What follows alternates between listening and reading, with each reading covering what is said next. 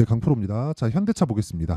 현대차가 지금 4% 정도의 강세 구간에 있죠. 자, 근데 60일 이평선을 이탈하고 나서 반등을 합니다. 보통 기술적으로 보는 사람들은 이렇게 봐요. 60일 이평선을 이탈하면 뭐 추세가 이탈됐다 뭐 이런 식으로 보는데 그게 문제가 아니라 추세를 형성하는 부분에 대한 이해가 잘 안 되어 있어서 그렇습니다. 그게 무슨 얘기냐면요. 주식은 지금 좋아서 올라가는 게 아니에요. 기대감을 가지고 올라갑니다. 그리고 실제 지금 좋아지는 부분, 그렇죠. 좋은 부분이 있고 그 좋아지는 부분이 뭐 실적으로 반영이 되고 있다. 뭐 호재가 빵 터졌다 이러잖아요. 그럼 고가에서 매물 맞고 떨어집니다. 이건 어쩔 수가 없죠. 기대감에 의해서 주가가 올라가야 아직 벌어지지 않는 일이잖아요. 이미 벌어진 일은 우리가 보고 있는 주가에 모두 반영이 되어 있다. 만약에 뭐 어떤 호재가 나와서 또는 뭐 어떤 이슈에 의해서 뭐 3% 올라가고 5% 올라간다. 이런 부분 있을 수 있거든요. 근데 3에서 5% 정도의 수익으로 만족이 됩니까? 안 되죠. 그리고 3에서 5%의 수익을 기본적인 목표치로 잡기에는 사실상 주식시장에 대한 위험도가 너무 큽니다. 그렇기 때문에 우리가 시장을 볼 때는 사실상 뭐 3%, 4%,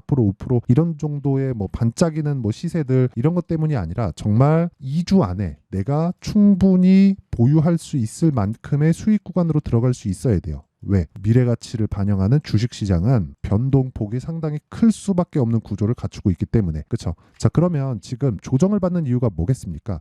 앞으로 좋아지는 부분을 여기 1월과 2월 달에 먼저 반영을 했고, 그리고 나서 고가에서 매물을 소화를 다 못했고, 이런 구간에서 반도체가 강했고, 반도체 쪽으로 수급이 몰리다 보니까 자동차 쪽으로는 밀릴 수밖에 없었고, 그쵸? 상대적으로 수급이 빠져나갔을 테니까. 근데 지금 좋아지는 부분에 대한 내용, 뭐 두 가지, 크게 두 가지 정도로 볼 수 있죠. 실적 개선에 대한 부분, 그리고 밸류업 프로그램에 대한 부분, 이 두 가지를 볼 수 있는데, 밸류업 프로그램에 대한 부분은 사실상 그래요. 밸류어 프로그램은요. 주주 가치를 높이자는 그런 목적, 그쵸? 그런 목적 자체가 정부 단에서 나왔다는 것에 대한 좀 긍정 요소를 줄 수 있는 겁니다. 이게 무슨 얘기냐면요. 지금까지는 한국 시장은 주주 가치에 대해서 그렇게 조금 관심이 없었습니다. 그쵸? 근데 이럴 수밖에 없었던 게 주주 가치를 높이기 위해서는 지금 경영권에 대한 부분이 이렇게 세습 파는 좀 그런 식으로 가면 안 돼요. 이러면요. 세금에 대한 부분이 걸리죠. 그렇죠? 주가가 높아져요. 그러면 지금은 원래는 주식회사는 뭡니까? 대표. 그렇죠? 뭐 흔히 얘기하는 CEO. 그렇죠? 이런 개념이잖아요. 근데 지금 우리는 뭐예요? 오너. 내 거. 그렇죠? 내 거라는 이름을 쓰려면 아무리 법인이라도 내 거 쓸 수 있죠. 내가 지분을 다 갖고 있으면. 근데 주식시장에 상장되는 순간 그게 뭐가 됩니까? IPO, 공개를 하죠. 공개를 하면서 타인의 자본을 받습니다.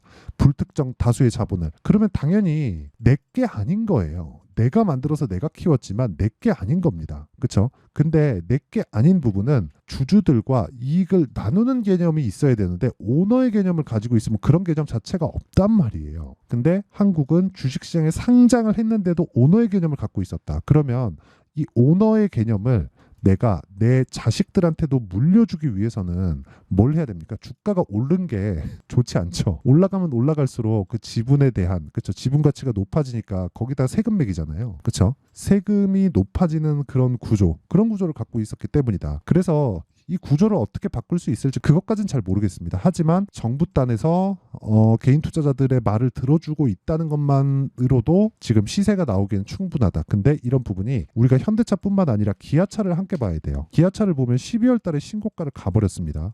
아까 전에 제가 말씀드렸죠.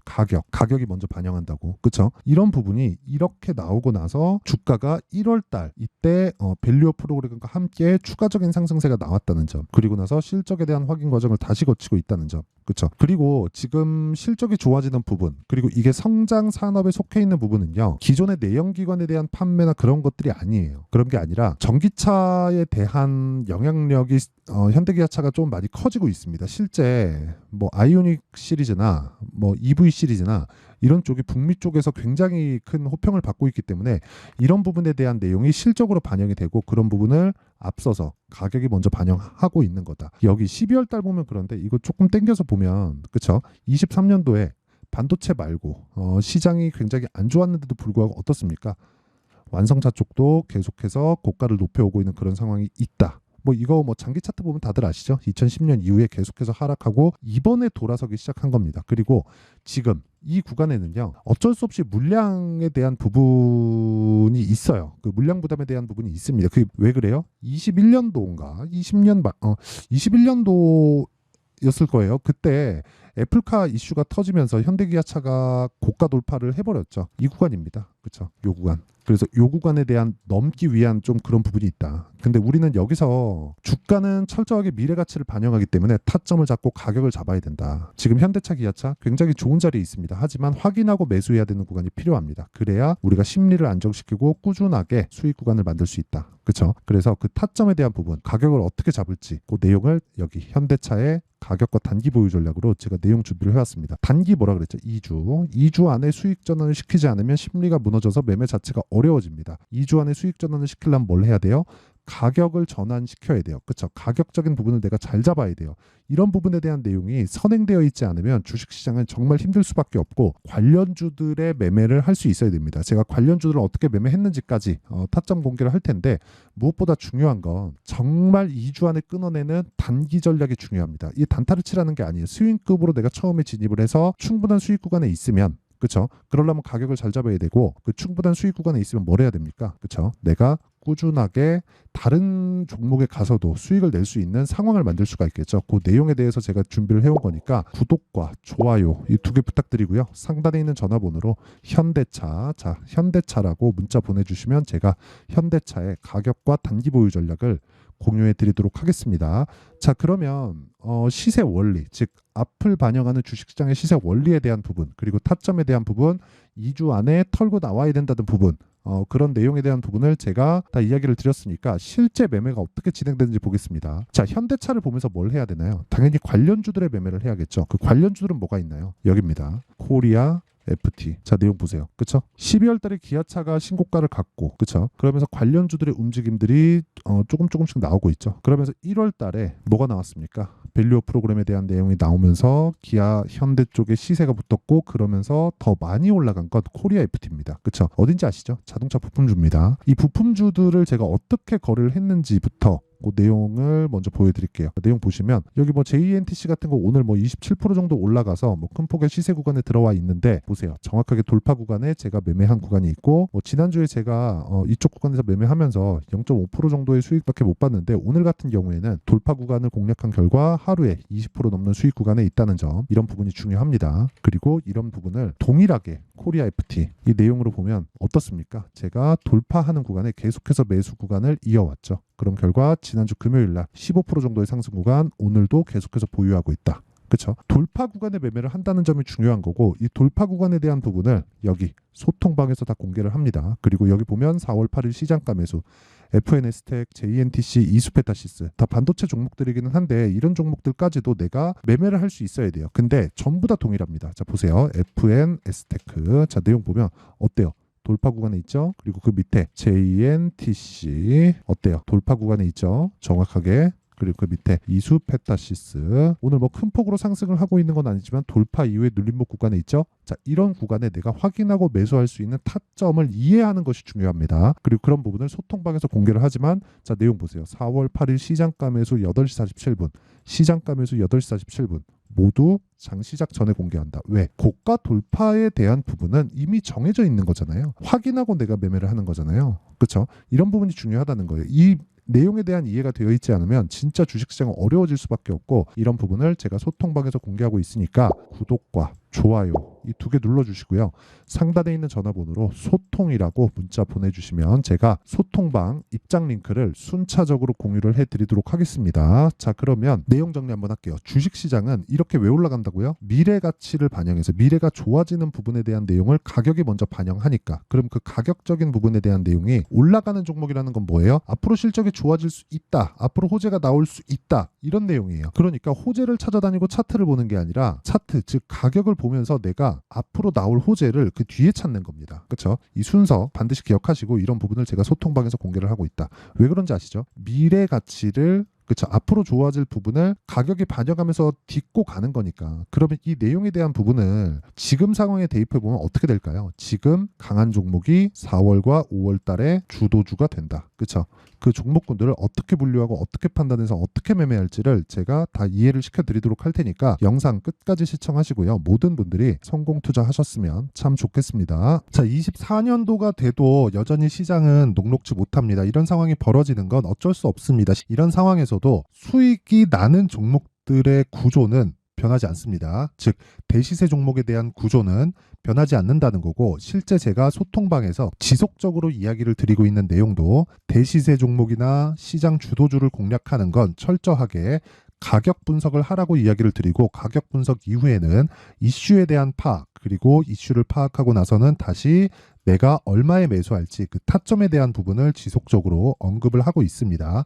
자, 근데 생각해 보세요. 1월 달에 시장이 굉장히 어려웠습니다. 어려운 상황에서의 어떤 종목들이 강했냐 보면 반도체와 그리고 바이오입니다. 자, 실제 여기 보면요.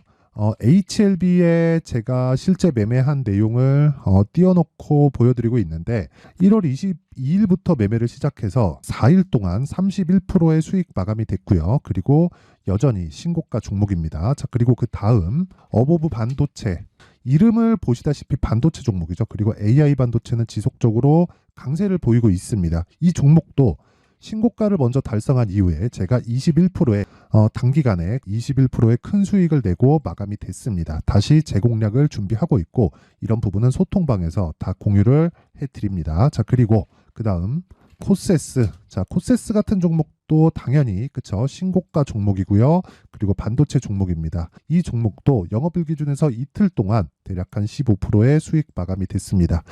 내용을 한번 보시면 어떻습니까? HLB를 포함해서 뭐 30%, 20%, 뭐 15% 이런 식의 수익이 지속적으로 발생하고 있는데, 이 세 종목 모두 다 신고가 종목이고 1월 달에 시장이 약세를 보이고 있는 구간에서도 강했었던 그런 종목입니다. 특징점이 하나 있는데, 그 이슈에 앞서서 가격이 먼저 반영했다는 거죠. 자, 근데 그게 기업 밸류업 프로그램이라고 하죠. 그 종목들도 마찬가지입니다. 오늘은 그 부분에 대해서 이야기를 드릴 텐데, 그렇게 제가 가격을 먼저 보고 이슈에 대해서 파악하는 이유는 결과적으로는 큰 시세를 먹기 위한 사전 준비 작업입니다. 실제로 큰 시세를 먹기 위해서 사전 준비 작업을 했을 때 여기 레인보우 로보틱스 127%, 그리고 ISC 98%, 그리고 한미반도체 97%의 큰 수익을 내는 상황을 만들 수 있습니다. 어떤 식으로 소통방에서 진행됐는지, 그쵸? 그 상황을 제가 이야기를 드린 건데, 이런 상황도요, 당연히 신고가를 공략했을 때 가능한 겁니다.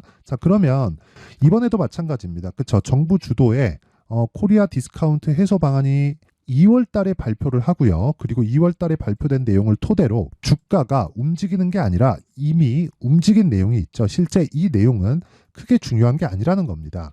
실제 움직인 내용을 보면, 자, 기아차입니다. 실제로 12월 달에 신고가를 만들어 놓고 정부에서 입김을 불어 넣으니까 순식간에 기아차를 포함해서 현대차 같은 거대 기업들의 주가가 2주도 채 되지 않아서 40% 정도의 큰 시세를 냅니다. 자, 그러면 우리는 어떤 종목을 봐야 될까요? 이슈를 파악해야 되는 것도 맞지만 철저하게 가격에 맞춰서 매매를 해야 되는 게 당연히 중요합니다. 정부가 주도하는 정책 방향이 있겠죠. 그 방향에 맞춰서 우리가 종목을 찾을 필요가 있다. 자, 그러면 답이 나왔습니다. 정부가 주도하는 방향에 맞춰서 제2의 기아차를 찾는 게 지금은 중요하다. 근데 정부 정책의 방향에 맞게 가자. 그랬을 때 앞서서 제가 보여드렸었던 내용인 여기 레인보우 로보틱스 127%, 그리고 ISC 98%, 그리고 한미반도체 97%와 같은 수익을 낼 수 있습니다. 물론 시간에 대한 부분은 최소 2주의 시간이 필요하고요. 그리고 최장 3개월 안에 끝내야 됩니다. 자, 기아차의 시세를 보셨던 것과 같이 2월 달에 정부 정책의 방향이 결정되고요. 바로 3월 달이면 시행입니다. 자, 그러면 우리는 거기에 맞춰서 당연히 종목을 찾아야 되고, 제가 제2의 기아차를 찾아놨습니다. 제가 아까 전에 소통방에서 이야기를 드렸었던 내용 다 공개를 해드렸는데, 그 내용처럼 종목만 받고 싶다 하시는 분들은요, 상단에 있는 제 전화번호로 대시세, 자, 대시세라고 문자를 보내주시면 정부 정책의 방향에 맞는 종목을 모든 분들에게 무료로 공개를 해드리도록 하겠습니다. 자, 제가 원하는 건 채널 성장이 목적입니다. 자, 그래서 구독과 좋아요 꼭 좀 부탁드리고요. 모든 분들이 정부 정책에 맞는 방향으로 매매를 이어가서 큰 수익 보셨으면 좋겠습니다.